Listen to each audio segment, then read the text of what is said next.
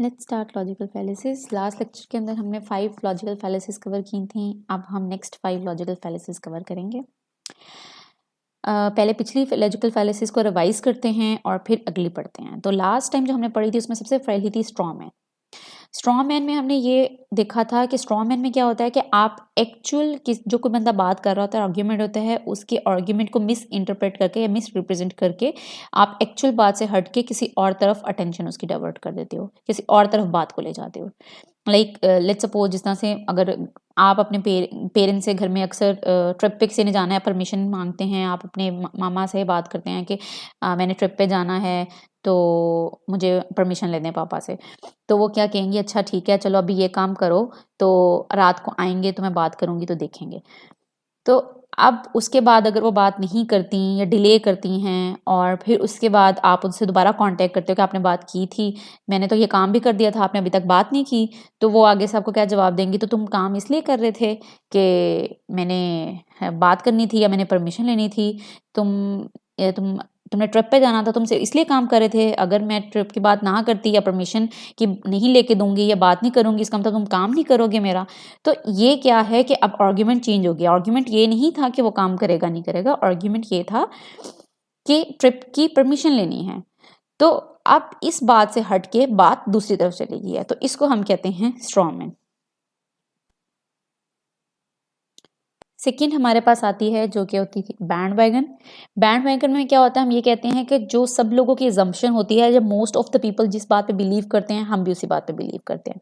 जिस तरह से अक्सर लोग हम देखते हैं बहुत सारी जगहों पे लोग कहते हैं पानी ज़ाया ना करें, पानी ख़त्म हो रहा है, और उसके बाद पानी ज़मीन में पानी नहीं बचेगा, और हम लोग कहाँ ज़मीन के अंदर पानी ख़त्म हो रहा है, ज़मीन के अंदर पानी ख़त्म हो जाएगा। तो अब हम लोग एक से सुनते हैं, दूसरे से सुनते हैं, तीसरे से सुनते हैं। अगर किसी से पूछा जाए तुम्हें कैसे पता ज़मीन के अंदर नीचे पानी ख़त्म हो जाएगा, तो वो कहते हैं लोग कह रहे हैं, रिसर्च कह रही है, सारे लोग कह रहे हैं, टीवी पे न्यूज़ चल रही है, डॉक्यूमेंट्रीज बन रही हैं जिसके से प्रूफ किया जा रहा है कि ज़मीन के अंदर पानी ख़त्म हो जाएगा। तो ये क्या है, बैंड वैगन, यानी जिस पे सारे बिलीव कर रहे हैं, हम भी वही बात कर रहे हैं कि ये काम होगा क्योंकि सारे लोग कह रहे हैं ये होगा, तो इट मीन्स ये होगा। अब वो बात ठीक है या गलत, क्लेम सही है या गलत, बात इसकी नहीं है, बात इसकी है लोगों के बिलीव की, कि मेजॉरिटी लोग जो बात कह रहे हैं it means that is true.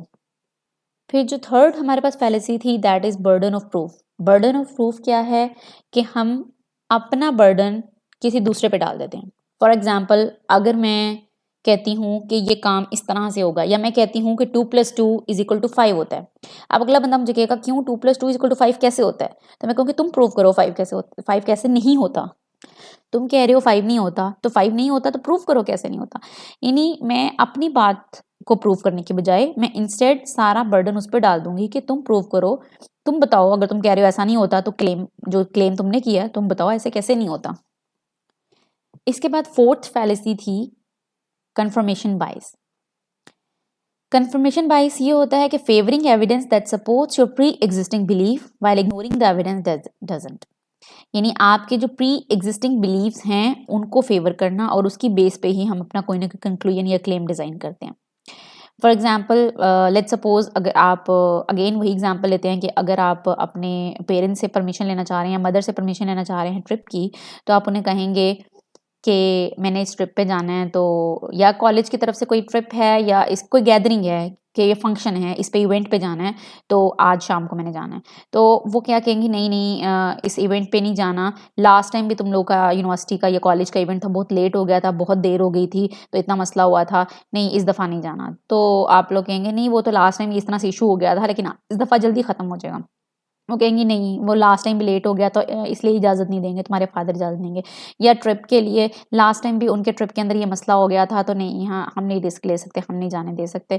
तो आप कहेंगे नहीं, मतलब ज़रूरी तो नहीं है ना इस दफ़ा भी दोबारा वो प्रॉब्लम हो, तो लेकिन वो इसी प्री एग्जिस्टिंग बिलीफ की वजह से क्या है कि वो करंट क्लेम को भी अपनी प्री एग्जिस्टिंग बिलीफ की वजह से वो अभी तक अपनी उसी बात पे कायम है, या अपने इस लॉजिक को सपोर्ट कर रही हैं कि नहीं जाने देना क्योंकि पिछली दफ़ा ऐसा हुआ था। और जो करंट सिचुएशंस हैं कि अब क्या इम्प्रूव सिस्टम हो गए हैं, अब ज़्यादा अच्छे हो गए हैं, या लॉज चेंज हो गए हैं, या गवर्नमेंट ने कहा है कि 9 बजे से पहले सब कुछ बंद होगा तो इसलिए लेट नहीं होगा, उन चीज़ों को इग्नोर किया जा रहा है क्योंकि उनके प्री एग्जिस्टिंग बिलीफ्स पहले से डिफाइन हुए हैं।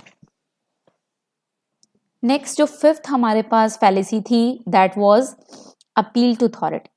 अपील टू अथॉरिटी का क्या मतलब है कि जो अथॉरिटी है उसका डिसीजन माना जाएगा, और assuming a claim is true because an authority says it. Let's suppose आप फिर अगेन उस एग्जाम्पल को लेते हैं कि आप अपनी मदर से कहते हैं कि मुझे ट्रिप पे जाना है, तो आपकी मदर कहती हैं कि नहीं ट्रिप पे नहीं जा सकते तुम। आप कहोगे क्यों नहीं जा सकता मैं, तो वो कहेंगे क्योंकि तुम्हारे फादर ने कह दिया नहीं जा सकते। तो अगर आपके घर में आपके फादर एक अथॉरिटी पर्सन हैं, और इस जिस कुछ लोगों के घरों में होता है कि मतलब बहुत स्ट्रिक्ट फादर होते हैं, आपके फादर ने जो ऑर्डर कर दिया है तो बस ऑर्डर कर दिया, उसके ऊपर अगेन डिबेट की ज़रूरत नहीं होती, गुंजाइश नहीं होती, तो आप वहीं पे चुप कर जाओगे, ओके पापा ने कह दिया तो आप नहीं जा सकते। तो इस तरीके से ये क्या है हमारे पास अपील टू अथॉरिटी, कि जो अथॉरिटी ने कह दिया वो बात ठीक है या गलत इसकी सेंस में नहीं हम जाएंगे। मतलब लॉजिकल फैलेसी यही है ना, वो बात गलत भी हो सकती है, वो क्लेम गलत भी हो सकता है, बट अथॉरिटी ने कह दिया है तो it means that is true. जिस तरह से हमने एग्जांपल ये भी दी थी कि अक्सर टूथपेस्ट के कमर्शियल में डॉक्टर्स आते हैं, डेंटिस्ट आते हैं, वो बता रहे होते हैं कि ये टूथपेस्ट बहुत अच्छा है, हमने पर्सनली रिकमेंड कर रहे हैं, पर्सनली यूज़ किया है, इसके ये बेनिफिट्स हैं। तो आप ये देखते हो कि हाँ देखें ये डेंटिस्ट है, ये तो जानता है और इसको तो नॉलेज है, इसने तो पढ़ा हुआ है, तो अगर ये रिकमेंड करा तो इसका मतलब गलत तो नहीं रिकमेंड कर रहा होगा ना, ये ठीक कह रहा होगा। तो that is appeal to authority. जो सिक्स्थ हमारे पास लॉजिकल फैलेसी है दैट इज लोडेड क्वेश्चन। यहां से हमारा आज का लेक्चर स्टार्ट होगा। लोडेड क्वेश्चन का मतलब क्या है? Asking a question that contains a pre assumption so that it is impossible to answer without accepting it. It means कि आप किसी से ऐसा क्वेश्चन पूछो जिसका अगर वो आंसर भी कर दे तो उस क्वेश्चन के अंदर आपने वो जो क्वेश्चन भी पूछा है ना, वो कोई प्री assumption लेके पूछा है, आपके माइंड में कोई प्री assumption थी, उस assumption की बेस पे आपने क्वेश्चन पूछा है। अगर वो उस क्वेश्चन का आंसर भी कर देगा तो आपकी उस assumption को फॉल्स नहीं कर सकता।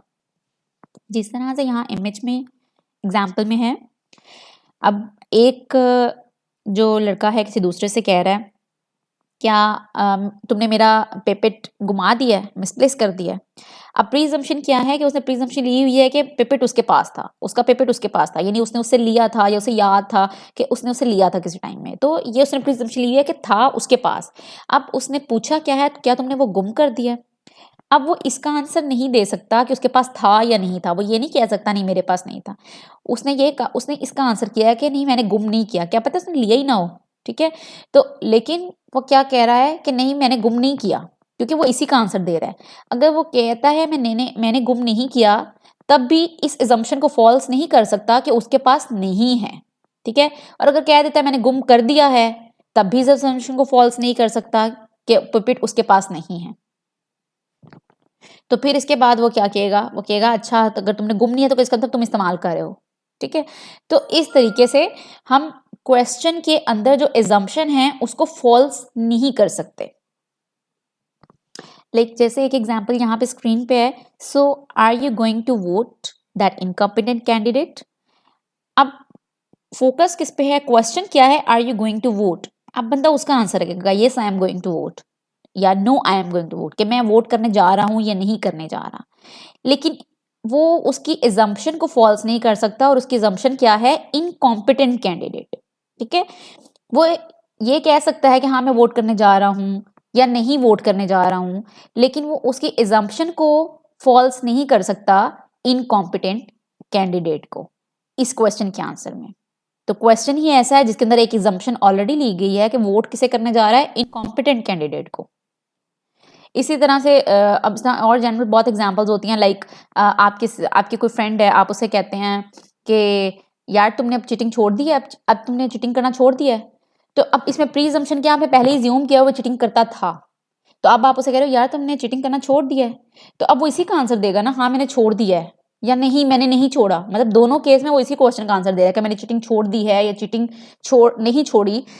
लेकिन वो इस चीज का आंसर नहीं कर सकता कि वो चीटिंग करता ही नहीं। वो आपको ये नहीं कहेगा इस क्वेश्चन के आंसर में कि नहीं मैं तो चीटिंग करता ही नहीं, ठीक है।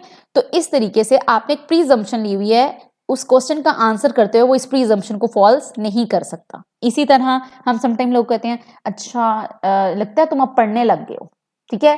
तो अब इसके अंदर क्या है कि इसका मतलब यहां से ये समझ आ जाती है कि अगला बंदा क्या सोच रहा है, कि वो समझता था कि पहले आप नहीं पढ़ते, तो आप उसे ये जस्टिफाई नहीं करोगे, नहीं मैं पहले भी पढ़ता था, आप उसे कहोगे हाँ पढ़ने लग गया हूँ, यही कह सकते हो, या नहीं पढ़ने लग गया, यानी उसके क्वेश्चन का आंसर अगर दोगे तो आप जस्टिफाई नहीं कर सकते अपने आप को।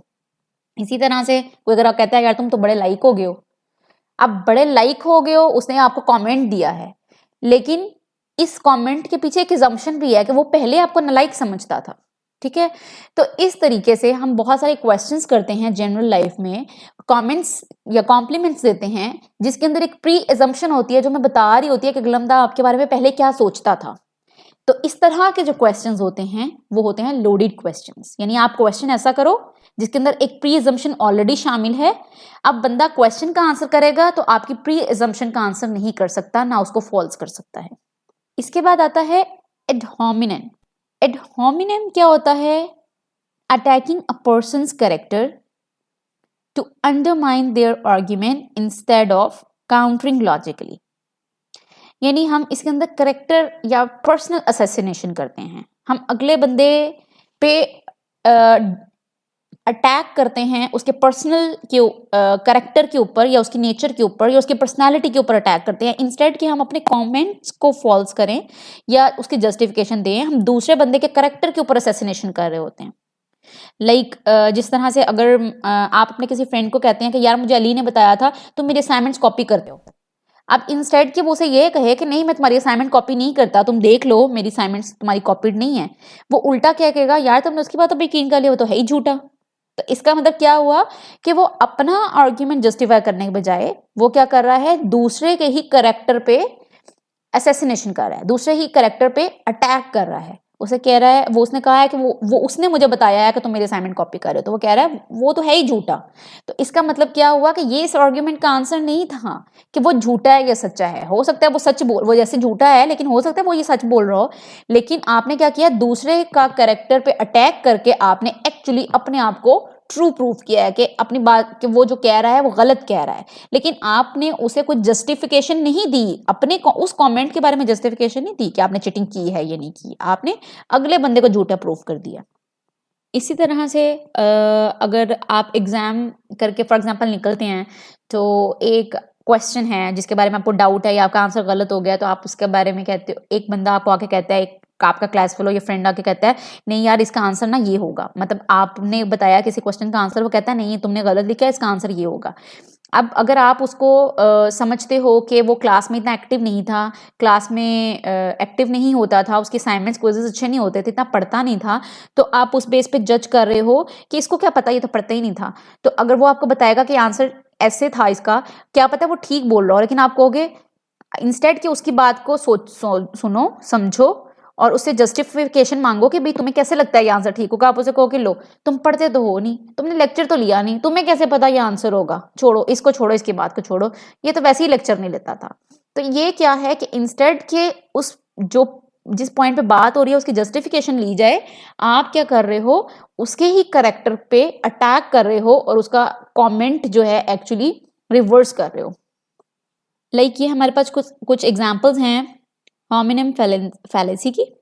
You can not do calculations and you are failed in maths, कि तुम मैथ्स में फेल हुए थे इसलिए तुम कैलकुलेशंस नहीं कर सकते। लाइक आप, ये एक जनरल सी चीज़ है कि आपके घर में एक बच्चा है, आपका कोई छोटा बहन भाई है, वो मैथ्स में बहुत वीक है, उसके मैथ्स में हमेशा बहुत कम नंबर आते हैं, और जब कोई सौदा सामान आता है या कैलकुलेशंस की बारी होती है या कुछ प्लस माइनस करना होता है, ऐसा घरों में होता है ना कि अच्छा यार इतने की चीज़ें आई हैं, इतने बकाया पैसे आए हैं, देखो हिसाब ठीक है, मदर फादर पूछते हैं। तो ऐसा बच्चा आपके घर में जिसका ऑलरेडी मैथ्स वीक है या मैथ्स में इतने अच्छे मार्क्स नहीं आते, अगर वो बच्चा कोई आंसर करने लगता है तो पेरेंट्स आगे से कहते हैं तुम्हारा तो वैसे ही मैथ्स बड़ा कमज़ोर है, तुम क्या आंसर करोगे। तो इट मीन्स कि वो उसका आंसर भी नहीं सुन रहे, उसकी जस्टिफिकेशन भी नहीं सुन रहे, और अपने ही प्री एग्जिस्टिंग बिलीफ की वजह से, या प्री एग्जिस्टिंग ना कहें कि उसके करेक्टर पे उसके करेक्टर असैसिनेट करके, करेक्टर पे अटैक करके उसको पहले ही चुप करा देते हैं कि तुम तो पहले ही इसमें वीक हो, तुम क्या हिसाब करोगे। इसी तरह से एक और यहाँ पे एग्जाम्पल है, you can not become a lawyer because your dad is criminal. तुम्हारे डैड जो थे क्रिमिनल थे इसलिए तुम लॉयर नहीं बन सकते। अब ये क्या है, ये भी पर्सनल अटैक करके ये बताया जा रहा है कि तुम ये काम नहीं कर सकते, क्या पता वो तो अच्छा बंदा हो, वो तो बुरा ना हो। इसकी बहुत अच्छी सी एग्जांपल है जहाँ पॉलिटिक्स के ऊपर अक्सर बात करते हैं लीडर्स के ऊपर, या हमारी अक्सर डिस्कशंस होती हैं, तो लेट्स सपोज एक कोई लीडर है, उसने अपना टाइम पे बहुत करप्शन की है, उसके बाद उसके जो बेटा या बेटी है वो पॉलिटिक्स में आता है, तो लोग क्या, अब इंस्टेड कि आप उसको एनालाइज करो या आप उसको चांस दो या आप उसकी बातों पे बिलीव करो, अगर आप ये नहीं जस्टिफाई कर पाते, आपको खुद पता नहीं है कि वो बंदा अच्छा है बुरा है, आप उसको नहीं जानते, आप उसको जस्टिफाई नहीं कर पाते, तो आप इंस्टेड ये बिलीव देते हो, ये कमेंट देते हो कि यार इसका तो बाप भी करप्टेड था, इसका तो दादा भी करप्टेड था, तो ये कौन सा ठीक होगा, इसने भी आके करप्शन ही करनी है। अब हो सकता है वो आगे करप्शन ना करे, लेकिन आप उस बंदे को वोट नहीं दे रहे उस चीज को जस्टिफाई करने के लिए, आप ये पॉइंट कह रहे हो कि मैं इसको वोट इसलिए नहीं दे रहा क्योंकि इसका बाप भी करप्ट था, इसका दादा भी करप्ट था, तो ये भी करप्ट ही होगा, लेकिन आप एक्चुअली उस बंदे को नहीं जानते। तो this is called hominem fallacy. इसके बाद जो अगली फैलेसी है that is slippery slope. Slippery slope बहुत मजे की फैलेसी है, और बहुत सारे लोग इसको रिलेट करेंगे अपनी लाइफ से।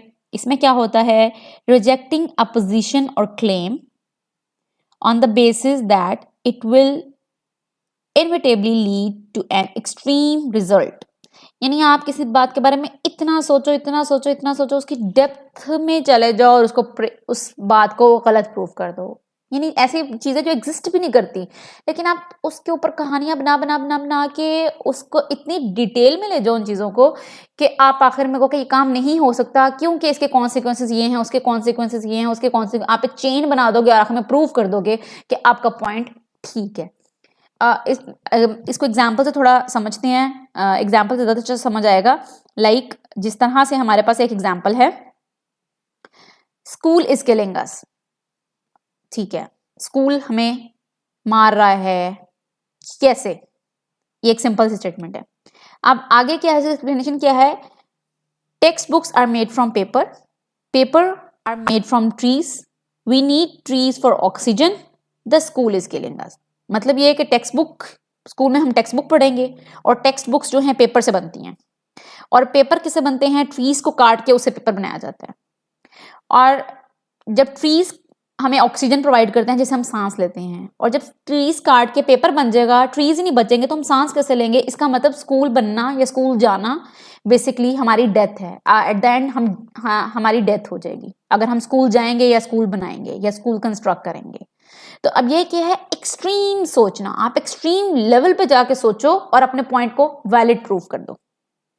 और ये बहुत मजे की चीज इसलिए है कि बहुत सारे बच्चे अपने साथ रिलेट करेंगे, क्योंकि स्टूडेंट्स यही काम करते हैं। इसको हम एग्जैजरेशंस भी कह सकते हैं कि एक पॉइंट को वैलिड करने के लिए बात को बहुत एग्जैजरेटेड डेप्थ में जाके उसको पॉइंट को वैलिड करते हैं।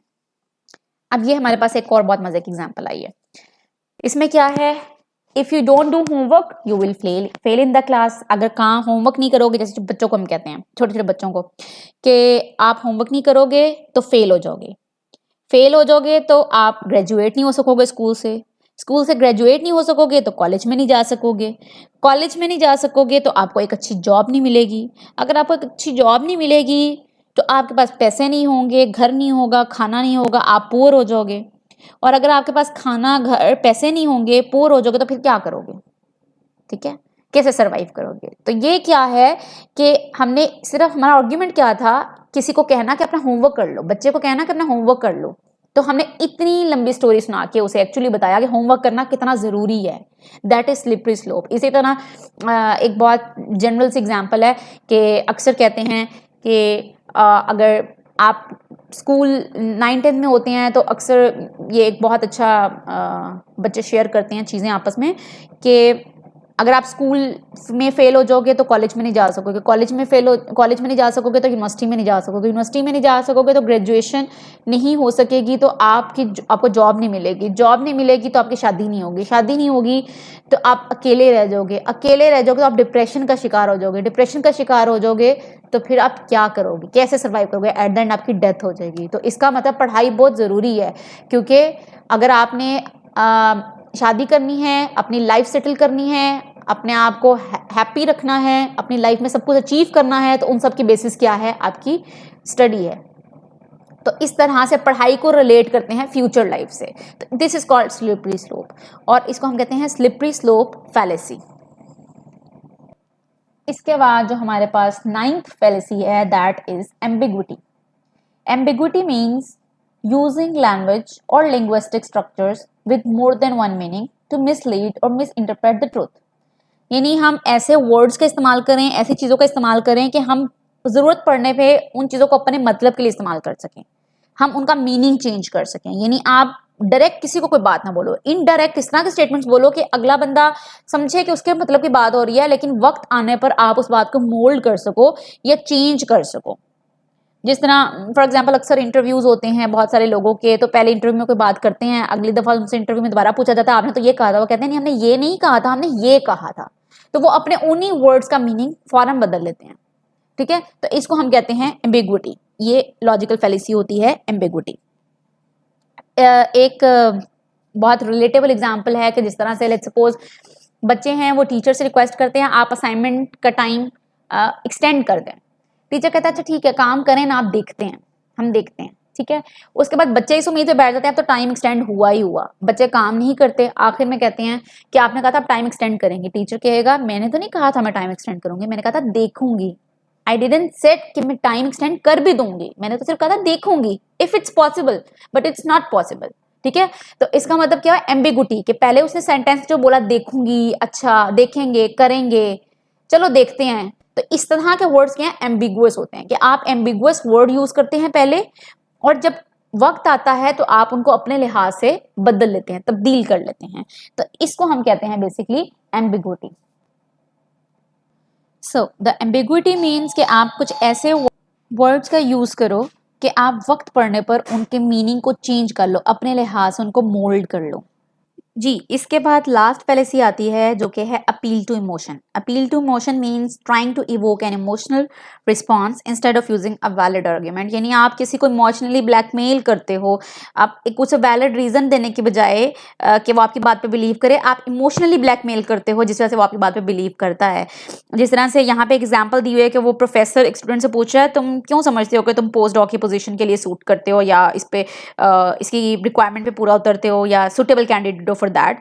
तो वो क्या कहता है क्योंकि मैं बहुत पैशनेट हूँ और मैं समझता हूँ कि मैं बहुत ज़्यादा मेरे अंदर इंथुजियास्टिक हूँ मैं, और मैं आपके लैब में बहुत अच्छा काम कर सकता हूँ, आपको बहुत फ़ायदा दे सकता हूँ, I am very passionate about it.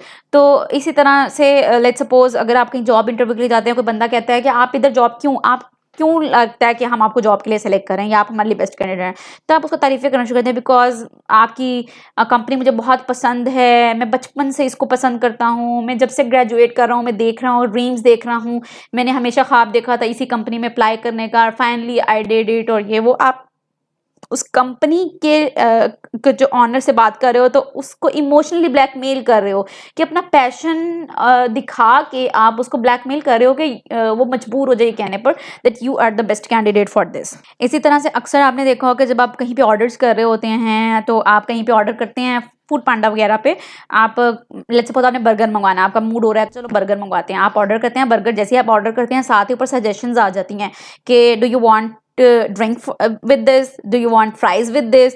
आप अक्सर क्या लेट्स सपोज आप फ्राइज लवर हो, आपको बहुत पसंद है फ्राइज, तो अब पहले आपके माइंड में नहीं था, बट जब उसने सजेशन दे दी है कि you want fries with that, तो अब वो देखने के बाद ना आप थोड़ा इमोशनल हो जाते हो, आप कहते हो कि यार क्या मंगवा लें, आप वो भी एड ऑन में ऐड कर देते हो। इसी तरह से बर्गर ऐड करते हो, आगे ऑप्शंस आ रही होती हैं, एड ऑन्स की ऑप्शन आ रही होती हैं, एक्स्ट्रा चीज़। तो अब कोई चीज़ लवर है तो उसको जब एक्स्ट्रा चीज़ सुनता है तो वो कहता है कि हाँ यार एक्स्ट्रा चीज़ कर दो, अब वो एक्स्ट्रा 40 रुपीज़ की एक्स्ट्रा चीज़ हो रही है, तो इसका मतलब आपकी अमाउंट एक्स्ट्रा ऐड हो रही है। तो ये क्या है इमोशनल ब्लैकमेल, यानी वो अपना बिजनेस चला रहे हैं बाय ब्लैकमेलिंग यू, कि उन्हें पता है कि आप फ्राइज आपको पसंद है तो आपको सजेशन आ रही है ऊपर के साथ फ्राइज भी ऑर्डर कर लो, तो फ्राइज ऊपर फिर 200 रुपये के एक्स्ट्रा फ्राइज आएंगे। तो अब पहले आपके माइंड में नहीं था या आपने दिल नहीं बनाया होता, लेकिन जब सजेशंस आ रही होती हैं, जब आप ऑर्डर कर रहे हो कहते चलो यार इसको भी कर लेते हैं, आपका एकदम दिल करने लगता था, आप कहते चलो यार इसको भी कर लेते हैं। तो that is basically emotional blackmailing. अब इसी तरह से अक्सर आप देखते होंगे कि जिस तरह आपके घर में होता है कि काम कर रहे हैं, आपका कोई बहन भाई है, छोटा बहन भाई है, बड़ा बहन भाई है, आप अपने किसी बहन भाई को काम कहते हैं कि ये काम कर देना, तो वो कहता है मैंने नहीं करना, तो आप उसे कहते हो यार देखो भाई नहीं हो, या देखो तुम मेरी बहन नहीं हो, तो दैट इज इमोशनल ब्लैकमेलिंग। आप उसे इस तरह से करते हो। या आपका फ्रेंड है, किसी फ्रेंड को कहते हो, तो आपका फ्रेंड कहता है नहीं मैंने नहीं करना, तो आप उसे कहते हो देखो यार दोस्त नहीं हो तो मैंने कभी काम नहीं कहा, तो मैं लाइफ में पहली दफा काम किया, तुम इतना सा काम नहीं कर सकते मेरे लिए, देखो यार मैं तुम्हारा कितना अच्छा दोस्त हूँ, मैंने तुम्हारे लिए क्या क्या किया है। तो इट मीन्स आप उसको इमोशनल ब्लैकमेल कर रहे हो, बजाय इसके कि इस अपने आर्ग्यूमेंट में इसको कन्विंस करो कि ये काम उसने क्यों करना है, आप उसे इमोशनल ब्लैकमेल करके अपना मतलब या अपना काम निकलवा रहे हो उससे। तो this is called appeal to emotion. इसी तरह ये चीज़ हम देखते हैं बहुत सारे एड्स में, जिस तरह अक्सर देखें कि बहुत सारी बेबी प्रोडक्ट्स के ऐड होते हैं ना, जैसा किसी मिल्क का ऐड है या पैम्पर का ऐड है, तो उसके अंदर एक मदर दिखाई होती है, उसका एक बेबी दिखाया होता है, और वो मदर कह रही होती है कि मैं ये पैम्पर या मिल्क अपने बेटे के लिए इसलिए यूज़ करती हूँ क्योंकि मैं इसके साथ रिस्क नहीं लेना चाहती, मैं इसके लिए अच्छी चीज़, अच्छी क्वालिटी की चीज़ यूज़ करना चाहती हूँ। तो अब जब वो आप ऐड देख रहे होंगे तो आप कहते हैं कि यार देखो वो मदर, उसकी मदर है, और समटाइम एक्चुअल रिलेशनशिप शो किए होते हैं ना, एक्चुअल मदर और चाइल्ड दिखाया होता है, कहते हैं देखो उसकी मदर है, अगर वो ये कह रही है तो इट मीन्स वो अच्छी चीज होगी तो कह रही है ना, कि कोई मदर तो अपने बच्चे के लिए अच्छी चीजें पसंद करेगी। तो इस तरीके से बेसिकली इमोशनल ब्लैकमेलिंग की जाती है, इमोशनली अटैक करके उस चीज़ की प्रमोशन की जा रही होती है। इसी तरह से बहुत सारे ड्रामाज होते हैं, डॉक्यूमेंट्रीज होती हैं, प्रोग्राम्स होते हैं, बहुत हाई रेटिंग पे जा रहे होते हैं। अगर देखा जाए स्टोरी उसकी कुछ भी नहीं होती, लेकिन हाई रेटिंग पे क्यों जा रहे होते हैं? क्योंकि वो हमारे ही जिन लोगों की वजह से वो हाई रेटिंग पे जा रहे होते हैं, वो उनके किसी प्रॉब्लम को डिपिक्ट कर रहा होता है। यानी वो हम लोग जिन प्रॉब्लम से गुजर रहे होते हैं, डेली लाइफ में हम जो प्रॉब्लम फेस करते हैं, जो टेंशन होती हैं, जब इश्यूज होते हैं, उन्हीं इश्यूज को हाईलाइट किया जा रहा था चीज़ों पर, तो हमें लग रहा होता है रिलेटेबल लग रहा था, अपनी लाइफ के बहुत करीब वो चीज़ें लग रही होती हैं। तो इस तरह की चीज़ें उन्हें लोगों को बहुत पसंद आती हैं, जो उन्हें रिलेटेबल लगती हैं, अपनी लाइफ के बहुत करीब लगती हैं, अपने इर्द गिर्द उन्हें नजर आ रही होती हैं। तो वो क्या कहते हैं इमोशनली, जिन लोगों के साथ वही काम हुआ होता है, फॉर एग्जाम्पल अगर कोई ऐसा ड्रामा है, कोई ऐसी स्टोरी है जिसके अंदर किसी के साथ बहुत ज़्यादा जुल्म हुआ है, बहुत क्राइसिस से कोई बंदा गुजरा है, तो अब ऐसा बंदा जो वाकई अपनी लाइफ में बहुत क्राइसिस से गुजरा होगा, उसी तरह का टाइम उसने देखा होगा, उस तरह के हार्डशिप्स उसने फेस की होंगी, तो वो बहुत अट्रैक्ट होगा उस चीज़ से, उसे वो बहुत चीज़ पसंद आएगी। क्यों? क्योंकि उसे अपना टाइम याद आ जाएगा, तो वो उस चीज़ को बहुत पसंद करेगा। तो इसी तरीके से अक्सर एड्स भी अब इसी तरह के बनाए जाते हैं इमोशनली अटैच करने के लिए, कि अगर फॉर एग्जांपल अगर जिस तरह से वो अगर किसी ने शान का ऐड है, कमर्शियल है शान मसालों का, तो वो भी इमोशनली अटैच करने के लिए उन्होंने दिखाया था कि बाहर के मुल्क में जाके लोग रहते हैं, आजकल जाते हैं, ज़रा बाहर के मुल्क रहते हैं, सेटल होते हैं, तो वो कहते हैं वहाँ पे जाके उनको बहुत अलग अलग फील होता है। फिर उसके बाद वो शान मसाले लेके आते हैं, खाना बनाते हैं, पाकिस्तानी वाली फील लेके आते हैं, पाकिस्तानी फैमिली वाली फील लेके आते हैं। तो इट मीन्स वो इमोशनली अटैच कर रहे हैं कि ऐसे लोगों को जो बाहर के मुल्क में रहते हैं और वो पाकिस्तान को मिस कर रहे हैं, अपने घर वालों को मिस कर रहे हैं, अपने फैमिली टाइम को मिस कर रहे हैं, तो वो उनकी वो फीलिंग को यूज करते हुए अपने मसाले को एक्चुअली बेच रहे हैं या अपने मसाले की प्रमोशन कर रहे हैं। तो this is called emotional blackmailing, या इसको हम कहते हैं you are trying to evoke an emotional response instead of using valid argument. आप वैलिड आर्ग्यूमेंट नहीं दे सकते कि वो इस मसाले को क्यों यूज करें, आपने उनको इमोशनल करके आप मजबूर कर रहे हैं कि वो इस चीज़ को यूज करें। फिर वो कहते हैं हाँ इस तरह से हमें घर वाली फीलिंग आएगी, घर अपनी मदर के हाथ का टेस्ट आएगा खाने के अंदर। तो इस तरीके से इमोशनली ब्लैकमेल करके वो बेसिकली प्रमोशन कर रहे होते हैं अभी प्रोडक्ट की। तो वो भी इस तरह के एड्स भी जो हमारे पास अपील टू इमोशंस में आते हैं। सो दैट्स इट, ये थी हमारे पास total फैलिसिस।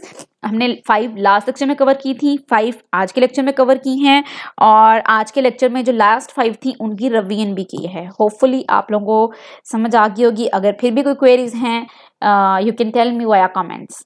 Thank you so much. अल्लाह हाफिज़।